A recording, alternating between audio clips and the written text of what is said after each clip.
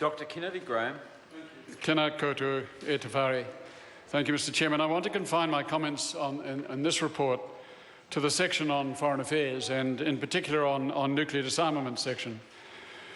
In this respect, the committee focused on the likely visit of a US naval vessel in November.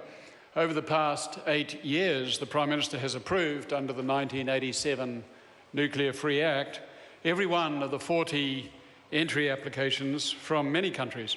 Indeed, over the decades since the Act entered into force, not one ship has been refused, whether under a National or Labour government, and that is fine. This is unsurprising, though, because in the post-Cold War world, it is a universal convention that no surface vessel is nuclear armed, and no submarine, of course, has dared to venture into our harbours, so our nuclear-free policy, I think we can conclude, has stood the test of time. There is, however, one innovation we could consider as a House. The Act requires the Prime Minister to decide on the entry of foreign warships. Regard is to be had to all relevant information and advice that may be available. Approval is granted only if the Prime Minister is satisfied such a warship is not carrying nuclear weapons. But the Act is silent on both procedure and transparency. There is no gazetting of a prime ministerial decision.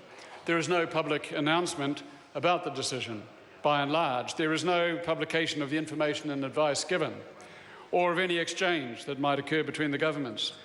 There is no reason for this, but there is no legislative provision. I suggest there should be. The House may recall that the decision to ban nuclear-armed warships did not rest on any antipathy towards any particular country. It rested on a strategic determination that nuclear deterrence is irrational.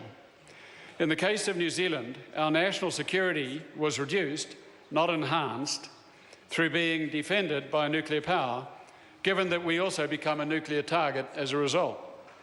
Whatever the probability of attracting a nuclear strike, it would be greater than zero, and so the national security would be a net negative. US nuclear weapons may strike somewhere else, but Soviet or Chinese weapons would strike us. I know this because as a diplomat in Geneva at the time, I wrote a book for Unidia explaining the reasoning behind our policy with advice. Back then, we believed in the policy, and the world took notice. I recall the close attention given to our speeches promoting the new policy in Geneva, at least until we caved and adopted the not for export rider in 1988. And the government, somewhat duplicitly, continued then and has since to oppose proposals at the UN General Assembly that calls for total nuclear disarmament. Calls for complete nuclear disarmament continue to this day. New Zealand continues to be weak on the issue, citing the NPT as the critical treaty-based approach to global strategic stability.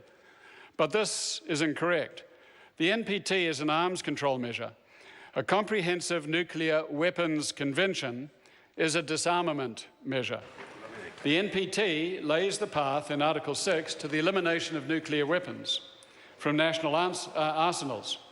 The failure of the nuclear powers to negotiate under Article 6 in good faith justifies the drafting of a comprehensive convention by the non-nuclear states and its entry into force, irrespective of the nuclear powers.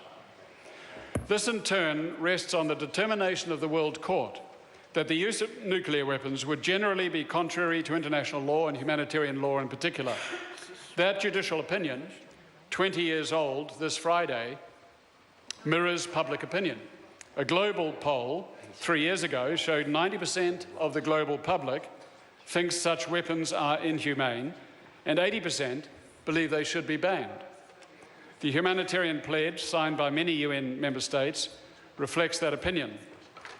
The committee's report, sir, is fine, but it's important for New Zealand and especially this government to stand firm on its nuclear-free policy and not backslide. Ron Mark.